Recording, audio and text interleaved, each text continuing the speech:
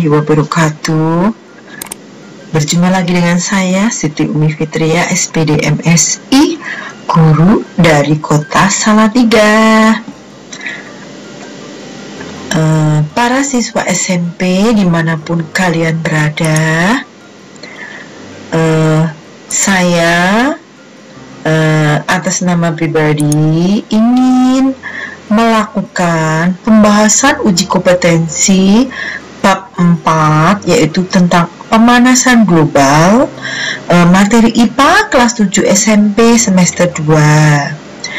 Masih berpedoman pada guru terbitan Kemdikbud untuk kurikulum 2013, revisi tahun 2017, tepatnya pada halaman 81 sampai halaman 82. Mari kita belajar bersama-sama pembahasan uji kompetensi bab 4. Uji kompetensi bab 4 yaitu materi pemanasan global, ada soal uraian berjumlah 10 soal, dan ini meminta jawaban lumayan panjang karena memang berbentuk uraian. Seperti biasa, sebelum kami lakukan pembahasan, mohon sekali dukungannya untuk perkembangan channel saya Umi Fitri Espansa. Mohon like, comment, share, dan subscribe. Terima kasih. Semoga apa yang diberikan kepada channel kami dapat balasan berlimpah dari Allah Subhanahu wa Ta'ala. Mari kita ikuti jalannya pembahasan. Nah, di sini akan kami berikan langsung soal langsung jawaban biar berbeda dengan pembahasan sebelumnya. Ini yang pertama, jelaskan pengertian efek rumah kaca dan pemanasan global. Jawabannya efek rumah kaca adalah proses pemanasan alami yang terjadi ketika gas-gas tertentu di atmosfer bumi memerangkap panas. Jadi panas yang terperangkap di bumi karena apa? Yang seharusnya energi cahaya matahari itu kembali lagi keluar angkasa karena dipantulkan tetapi karena di atmosfer itu ada gas-gas terutama CO2 itu yang harusnya keluar lagi ke angkasa luar tapi memantul ke bumi kembali, sehingga apa? Semacam mirip berada di dalam rumah kaca, jadi bumi semakin panas Ini pemanasan global adalah peningkatan suhu rata-rata atmosfer bumi dan lautan secara bertahap serta perubahan yang diyakini secara permanen mengubah iklim bumi Karena suhu bumi semakin panas, akibatnya apa? Suhu rata-rata di bumi meningkat, lautan juga banyak terjadi penguapan seperti itu, sehingga akan mengubah iklim di bumi. Kita lanjutkan soal yang kedua. Sebutkan gas-gas pemicu terjadinya pemanasan global. Nah, gas-gas pemicu pemanasan global adalah emisi CO2 yang berasal dari pembakaran bahan bakar fosil sebagai pembangkit tenaga listrik. Apapun pembakaran pastikan menghasilkan gas CO2. Dan ini tidak hanya dari fosil saja semua dan ini CO2 inilah yang nanti akan terpangkas di atmosfer Kemudian yang kedua, emisi CO2 yang berasal dari pembakaran gasolin sebagai bahan bakar alat transportasi Selain bahan bakar fosil juga ini dari pembakaran gas yang lainnya gas bumi dan sebagainya. Pembakaran juga itu kalau jadi pembakaran di rumah tangga Kemudian emisi metana dari hewan, lahan pertanian, dan dari dasar laut agrik Jadi semua hal itu paling kalau mengalami oksidasi ya pasti akan mengeluarkan gasnya pasti CO2 ya.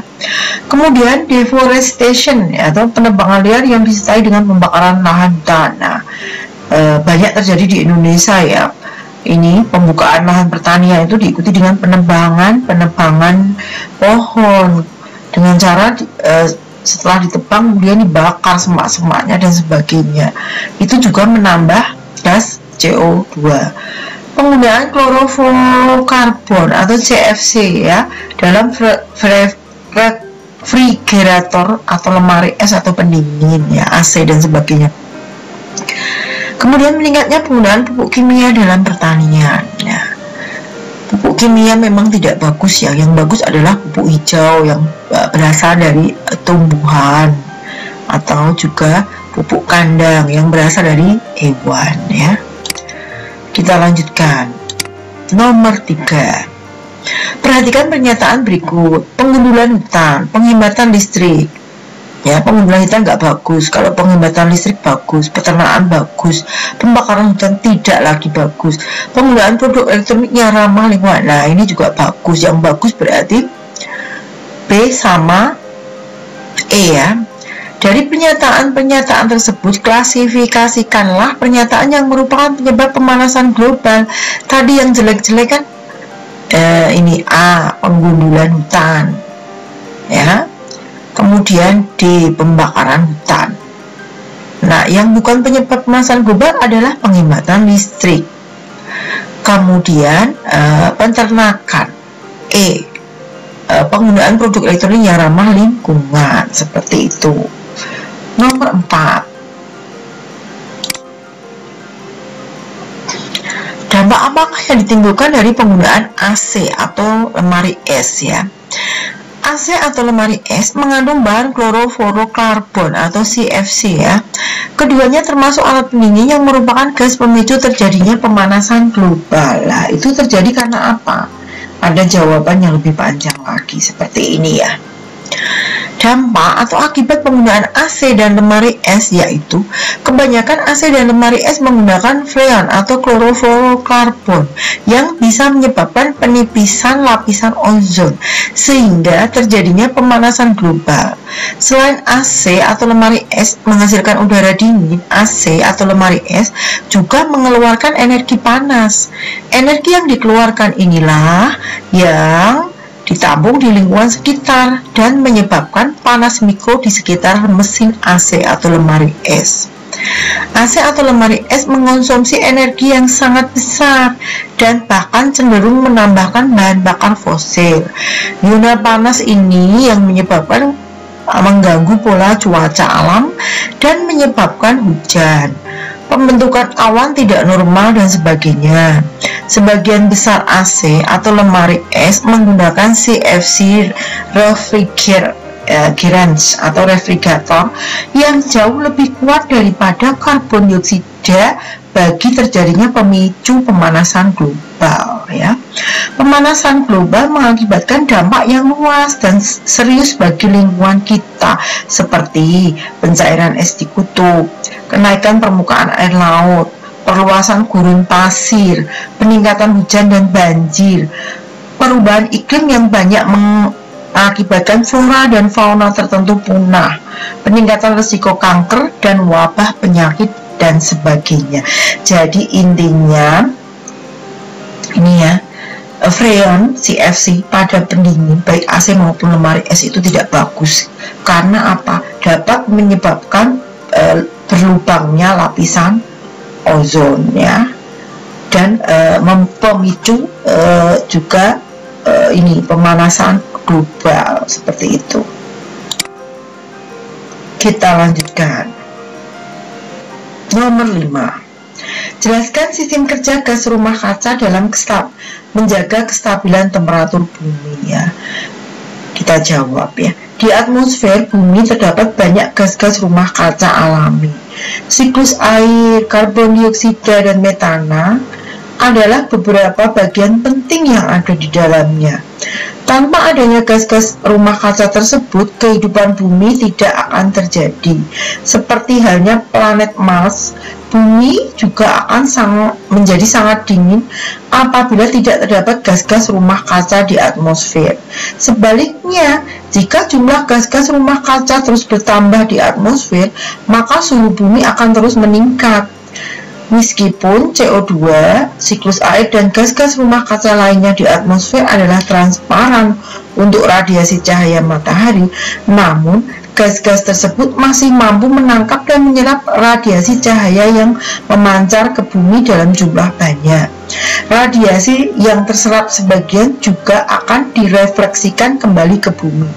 Pada keadaan normal, jumlah radiasi panas yang diserap dengan yang direfleksikan kembali sama ya. Nah, intinya adalah begini ya. Bumi kita itu memang dilindungi banyak gas-gas rumah kaca ya. Tidak hanya CO2, H2O ataupun juga metana. Gas-gas tersebut menyebabkan bumi itu hangat, panas. Karena apa? Kalau tidak ada gas-gas rumah kaca, bumi akan terasa dingin, tidak ada yang melindungi. Tetapi itu kalau jumlahnya stabil ya, stabil maksudnya adalah tidak terlalu besar ya. Tetapi kalau jumlah gas-gas rumah kaca yang ada di atmosfer itu terlalu tebal, itu yang manfaatnya juga selain dia melindungi bumi kita menjadi panas, pemantulan cahaya juga nggak bisa keluar ke atmosfer. Sehingga apa? Nah, karena tidak bisa keluar kan, akhirnya cahaya atau panas tadi akan kembali ke bumi. Nah, akibatnya apa? Dan seperti itu terjadi terus semacam pemantulan di dalam rumah kaca. Lama-lama bumi terjadilah pemanasan global. Nah, itulah kenapa kita harus istilahnya menyeimbangkan antara gas-gas ini ya, menyeimbangkan antara jumlah radiasi panas yang diserap dengan yang dipantulkan dari sinar matahari. Jadi radiasi panas sinar matahari itu harus seimbang antara yang masuk ke bumi dengan yang keluar dari bumi. Hanya beberapa persen yang diserap oleh bumi, harusnya itu seperti itu. Tetapi bumi kita saat ini bagaimana? Ketika radiasi matahari masuk melalui ini ya, atmosfer ya, melewati gas-gas rumah kaca. Nah, karena terlalu tebal, yang harusnya sebagian radiasi matahari itu kembali lagi dipantulkan keluar angkasa ya, tetapi tidak bisa, akhirnya memantul lagi ke bumi sehingga bumi semakin panas. Seperti itu keadaan bumi kita sekarang ya. Jadi kita sebagai generasi muda, kita setelah tahu ya, kita mengurangi gas-gas yang menyebabkan efek rumah kaca biar seimbang antara radiasi panas yang diserap dengan yang dipantulkan. Seperti itu. Sekarang soal nomor 6. Jelaskan dampak yang akan terjadi apabila tidak terdapat gas rumah kaca di atmosfer bumi ya. Tadi di atas sudah disinggung ya. Adanya gas-gas rumah kaca yang membuat iklim bumi layak huni, hangat ya, kita tidak kedinginan. Tetapi tanpa adanya efek rumah kaca, permukaan bumi akan berubah sekitar 60 derajat Fahrenheit atau 15,6 derajat Celcius lebih dingin. Jadi efek gas-gas rumah kaca ini ada manfaat, juga ada itu dampak buruknya ya. Karena adanya gas-gas rumah kaca yang melindungi bumi yang ada di atmosfer, bumi kita menjadi hangat sehingga bisa kita tinggali ya, seperti itu. Sekarang nomor 7. Sebutkan dampak apabila kadar gas rumah kaca di atmosfer bumi semakin meningkat. Nah, inilah yang tidak bagus ya. Kadar gas-gas rumah kaca di atmosfer meningkat. Nah, jawabannya ini ya. Temperatur bumi akan semakin tinggi ya, seperti yang saya jelaskan tadi. Panas bumi akan selalu dipantulkan karena tidak bisa melewati atmosfer yang terlalu tebal oleh kadar CO2 2. Tinggi temperatur bumi dapat menyebabkan lebih banyak penguapan dan curah hujan secara keseluruhan. Tapi masing-masing wilayah akan bervariasi. Beberapa menjadi basah dan bagian lainnya kering ya. Ternyata ya, ketika bumi kita panas, temperaturnya tinggi kan? Temperatur tinggi menyebabkan apa? Banyak penguapan, banyak pemuapan, memacu awan. Awan akhirnya timbul awan yang punya kelembapan tinggi, mengandung curah hujan, turunlah sebagai hujan. Nah, tetapi hujan di sini ternyata di permukaan bumi itu tidak terjadi secara merata atau keseluruhan, hanya di beberapa wilayah saja dan bervariasi. Bahkan ada yang selalu kena hujan, tetapi ada yang selalu tidak kena hujan. Akibatnya apa? Ada yang menjadi selalu basah, tetapi juga ada yang lahan menjadi kering. Nah, tidak bagusnya kan di situ ya. Kemudian efek yang ketiga adalah mencairnya glasier ya, yang menyebabkan kadar air laut meningkat. Jadi ini ya, gumpalan itu ya, gunung es di laut itu ini mencair karena suhu bumi kan panas ya, sehingga mencair menyebabkan apa? Air laut meningkat. Kemudian hilangnya terumbu karang ya, ini terumbu karang yang untuk melindungi pantai itu kan tenggelam oleh air laut, lama-lama mengalami pelapukan air laut ya, lama-lama bisa hilang. Kemudian kepunahan spesies yang semakin meluas ya, kegagalan panen besar-besaran ya, ini karena perubahan iklim kan berubah-ubah ya. Prediksi antara musim penghujan dengan musim kemarau juga meleset. Akhirnya apa? Itu pertanian yang mengandalkan sawah tak ada hujan, apa yang terjadi? Gagal panen karena diprediksi masih musim penghujan, ternyata sudah musim kemarau dan sebaliknya ya. Penipisan lapisan ozon ini jelas. Sekarang nomor 8. Atmosfer bumi mempunyai efek yang sama dengan rumah kaca, sehingga muncul istilah efek rumah kaca. Bumi memanas seperti rumah kaca, tetapi tidak benar-benar rumah kaca. Jelaskan perbedaan sistem atmosfer bumi dengan rumah kaca. Ya, kita jawab sekalian. Atmosfer bumi berfungsi menahan udara agar tidak keluar dari bumi, kan dia memang melindungi bumi ya, dan juga menahan sinar ultraviolet yang dipancarkan matahari agar tidak sampai ke bumi, karena sinar ultraviolet kan tidak bagus ya. Nah, sementara kalau rumah kaca itu bagaimana? Kejadian di mana energi panas matahari yang dipantulkan keluar bumi dipantulkan kembali ke bumi karena terhalang oleh atmosfer yang kadar CO2-nya dan sebagainya tadi tebal ya, menyebabkan suhu bumi meningkat. Hal inilah yang memicu terjadinya pemanasan global. Jadi kalau rumah kaca itu ya kita bayangkan seperti rumah kaca. Kaca bisa memantulkan cahaya. Semakin banyak pantulan berarti semakin panas ya, seperti itu. Kita lanjutkan nomor 9.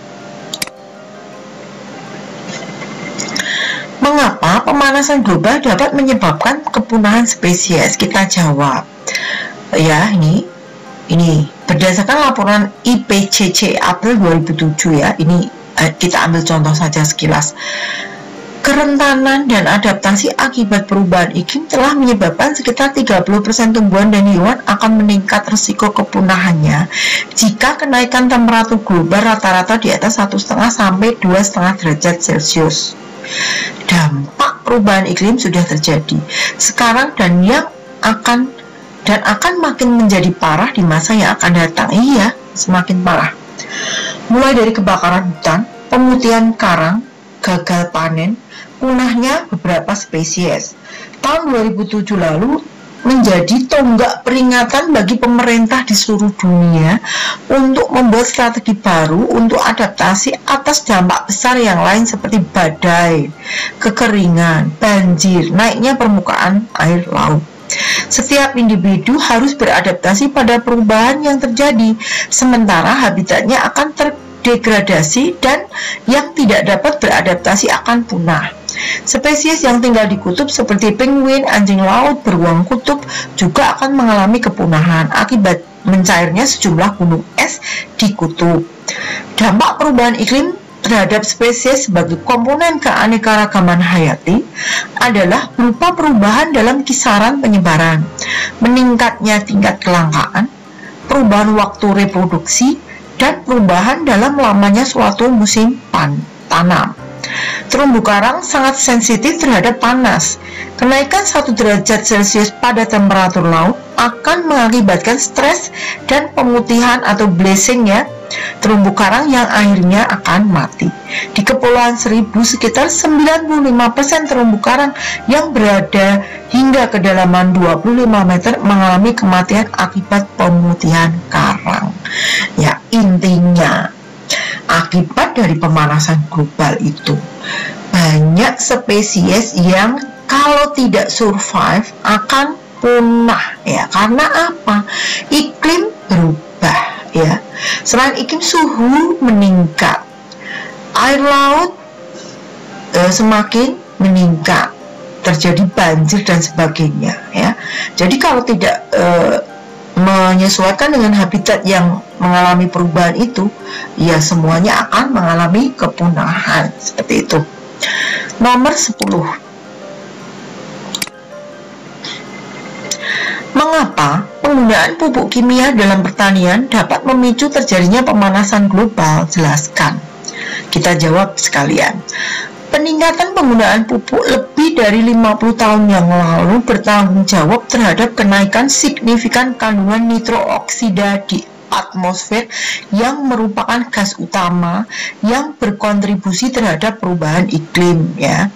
Penyebab peningkatan nitrooksida adalah nitrogen yang terkandung dalam pupuk yang menstimulasi mikroba di tanah untuk mengkonversi nitrogen ke nitrooksida lebih cepat dari biasanya. Nah, intinya memang pupuk kimia itu tidak bagus dibanding pupuk kandang atau pupuk hijau. Pupuk kandang berasal dari kotoran hewan, pupuk hijau kompos berasal dari tumbuhan ya. Karena apa? Memacu adanya nitrooksida ya. Ini tidak bagus. Kalau untuk pertanian bagus tapi dalam jangka pendek. Karena apa? Mensuplai nitrogen bebas dari yang harusnya diambil dengan bantuan bakteri Rhizobium dari akar bintil dari tanaman kacang-kacangan seperti kacang tanah ya, lamtorogung, kemudian orok-orok dan sebagainya. Nah, kalau ada pupuk kimia ini tanpa harus mengikat dari alam, langsung dari pupuk kimia, bagus saat itu dipakai untuk pertumbuhan tanaman. Tetapi efek jangka panjangnya 50 tahun yang akan datang itu tidak bagus. Karena apa? Ya ini memicu kandungan nitrooksida di atmosfer yang merupakan gas utama yang berkontribusi terhadap perubahan iklim. Jadi tidak bagusnya di situ. Setelah kita tahu, mari kita menanam bunga, menanam tanaman ya, tanaman semusim dan sebagainya, kita gunakan pupuk kandang atau pupuk hijau atau kompos ya, biar bersifat apa? Organik, bagus, hasilnya nanti bagus kita konsumsi, juga ramah terhadap alam. 50 tahun ke depan kita bertanggung jawab juga terhadap keadaan alam bagi anak cucu kita ya, seperti itu. Nah, ternyata pembahasan materi pada materi pemanasan global, yaitu uji kompetensinya, itu sudah selesai. Ada 10 soal dan ke-10-nya sudah kita bahas ya. Mohon maaf jika dalam pembahasan kami salah-salah kata dan sebagainya atau terlalu cepat ya. Terima kasih atas perhatiannya. Itu ya, saya akhiri. Assalamualaikum warahmatullahi wabarakatuh. Terima kasih semuanya.